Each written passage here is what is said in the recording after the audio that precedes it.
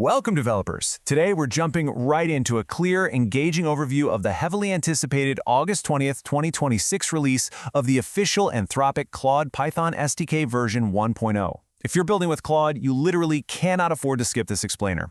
We're zeroing in on exactly what you need to know to safely keep your production code running smoothly. Let's get right into it.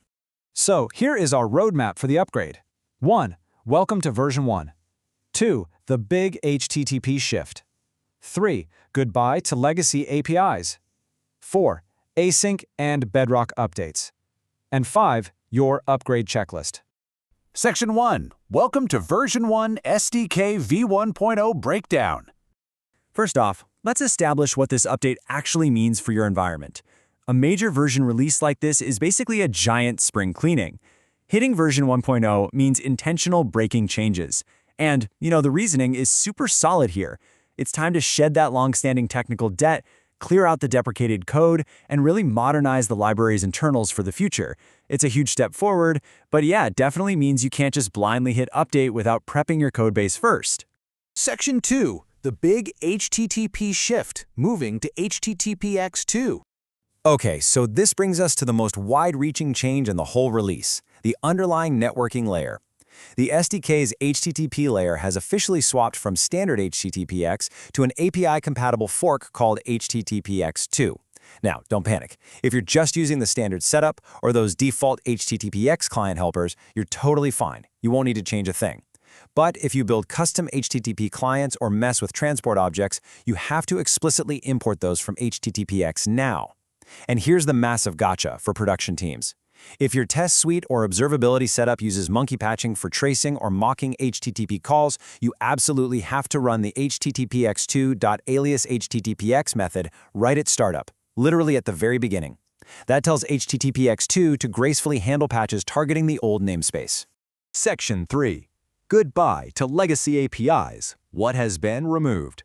Next up, the specific features that have been permanently removed. And I mean gone. No more polite console warnings. If you use them, your app will crash. First, the legacy text completions API, entirely gone. Second, if you're passing parameters like temperature, top P, or top K directly on the messages methods, those have been totally stripped out of that specific API surface. And finally, the client-side compaction control option on the tool runner is history. So check your codebases. If any of these are lingering around, you have got to update them before pulling v1.0. Section 4. Async and Bedrock updates. Crucial system changes.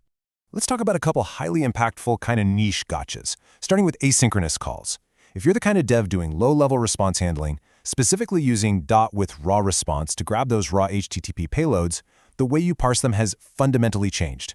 Parsing is now strictly an async call. You literally have to await response.parse. I know, it sounds like a tiny syntax tweak, but honestly, it is a massive breaking change if you overlook it in your data pipelines. And for our AWS Bedrock users, there's a huge improvement in safety. See, before, if you used Anthropic Bedrock and just forgot to configure your AWS region, the SDK would silently route you to US East 1. It was sneaky. In v1.0, that silent routing is dead. If you don't configure a region now, the client throws a hard, explicit error. It actually forces you to be intentional about your architecture, which is a great thing. It completely prevents accidental regional data routing from happening behind the scenes. Section 5. Your upgrade checklist. Preparing for v1.0. All right, so with the breaking changes triaged, let's wrap up with exactly what you need to do to prepare. Your absolute baseline starting point, make sure your runtime environment is on Python version 3.10 or later. Support for anything older is completely gone. So if you're stuck on a legacy Python version, you have to prioritize upgrading that runtime before you even think about installing this SDK. To keep things smooth, just follow this pragmatic checklist. Step 1. Upgrade Python to 3.10+. Step 2.